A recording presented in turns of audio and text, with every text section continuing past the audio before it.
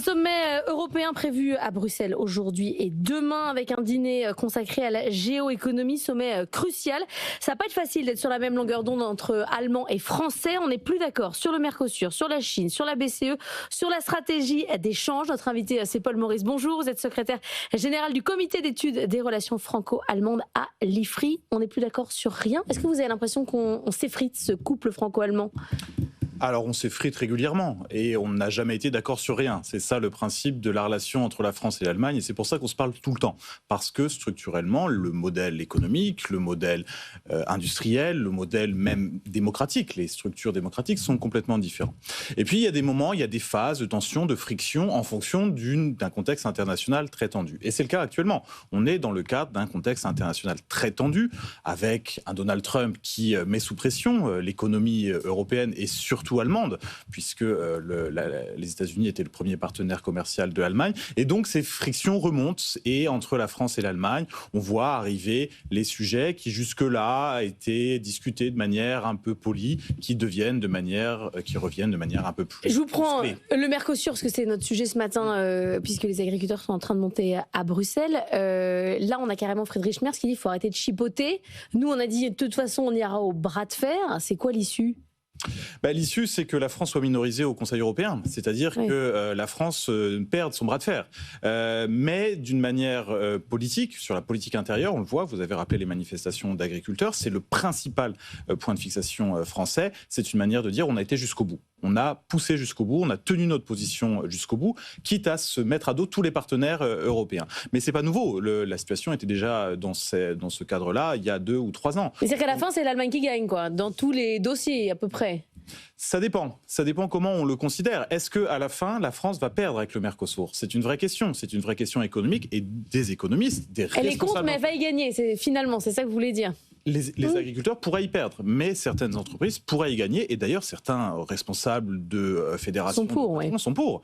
Donc, il faut aussi voir les choses de manière plus générale. Mais politiquement, et c'est ça qui pose problème, c'est aussi un problème pour le gouvernement. On a déjà vu il y a 2 ans des manifestations d'agriculteurs. On a vu leur ampleur. On les voit aujourd'hui monter. Et c'est également un risque en termes de politique intérieure avec les municipales qui arrivent. Annalisa Capellini. Il y a un autre sujet qui fait débat, c'est la stratégie adoptée face à la Chine. On sait que la France et l'Allemagne ont 2 stratégies opposées. L'Allemagne investit beaucoup en Chine, à tel point que les entreprises allemandes sont très dépendantes, surtout sur l'auto et sur la chimie.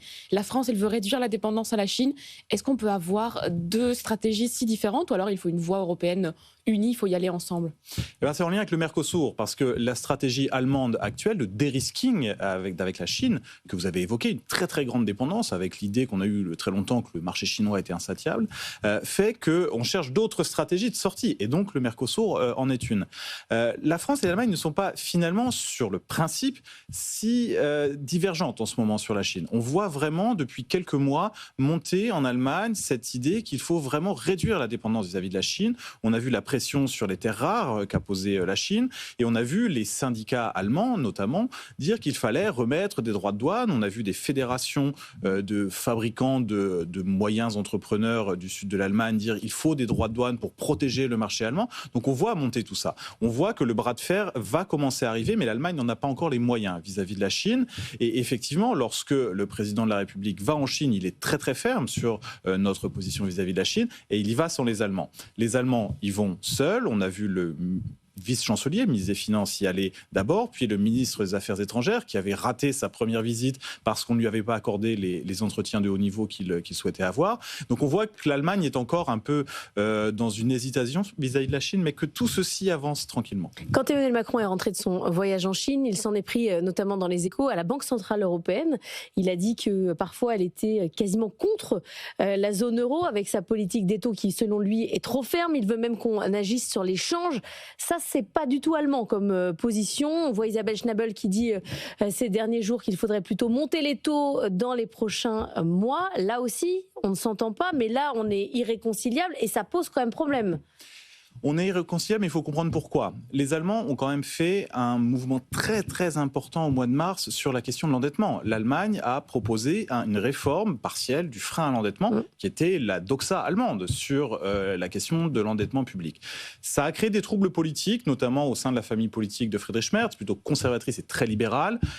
Et cela a conduit aussi à une remise en cause de toute possibilité d'emprunt à l'échelle européenne. Alors que Friedrich Merz s'était montré plutôt ouvert dans la campagne. Il avait dit, s'il n'y a pas de solution nationale. Il a trouvé une solution nationale, il n'y aura pas d'emprunt à l'échelle européenne. C'est d'ailleurs pour ça qu'il essaie de faire pression sur les Belges, notamment sur la question de l'utilisation des avoirs gelés russes, parce que c'est de l'argent qui ne serait pas de l'argent emprunté. Donc il est sous pression de son opinion publique, et effectivement, il revient à la position traditionnelle de l'Allemagne, et la France reste à la position traditionnelle de la France. Mais on l'a vu au moment de la crise Covid, face à une crise très très forte, Next Generation EU, ça a permis à la France et l'Allemagne d'avancer sur ce point. Mais si c'est un Allemand qui prend la suite de Christine Lagarde, Isabelle Schnabel a dit qu'elle était prête pour le poste. On risque plus un resserrement sur le plan des taux que des vannes complètement ouvertes. De toute façon, on va plutôt dans cette direction-là. Et pas seulement parce que l'Allemagne est favorable. Il y a aussi d'autres États, les fameux frugaux dont on parle en Europe, les Autrichiens, les Nordiques, etc., et qui ne sont pas du tout conservateurs, qui sont plutôt sociodémocrates pour certains dans leur conception économique, mais qui sont sur une ligne beaucoup plus allemande. Annalisa. Finalement, sur quoi on est d'accord, Paul Maurice? Parce qu'on voit que sur l'armement non plus, on n'est pas d'accord. Les Allemands avancent seuls, ils n'attendent plus désormais la France. On a vu Berlin autoriser un projet de char qui désavoue quelque part le char franco-allemand qu'on attend. Sur quoi on est d'accord? Sur quoi on peut avancer ensemble? Il y a beaucoup de projets qui ont été posés sur la table à Toulon à la fin du mois d'août lors du Conseil des ministres franco-allemands, notamment sur la question de compétitivité européenne, sur la question de ce qu'on appelait l'union des marchés de capitaux, l'union de l'épargne et de l'investissement, où là, il y a vraiment un travail commun qui est fait. Il y a un travail diplomatique très fort qui est fait sur l'Ukraine actuellement. On a vu la réunion organisée par Friedrich Merz à Berlin ces derniers jours. Donc on a une vraie volonté d'avancer ensemble sur les questions de politique étrangère, dans la position vis-à-vis des États-Unis, même s'il y a des divergences, on a quand même une concertation franco-allemande forte, donc sur les grands dossiers internationaux. Friedrich Merz endosse ce costume de chancelier de la politique étrangère, comme il aime bien s'appeler, et là-dessus, avec Emmanuel Macron, ils sont plutôt alignés, même si sur le détail, il y a des divergences sur la question de la souveraineté de l'Europe, d'une manière générale, on voit que l'Allemagne se rapproche des positions françaises. Merci beaucoup Paul Maurice d'être venu ce matin dans la matinale de l'économie.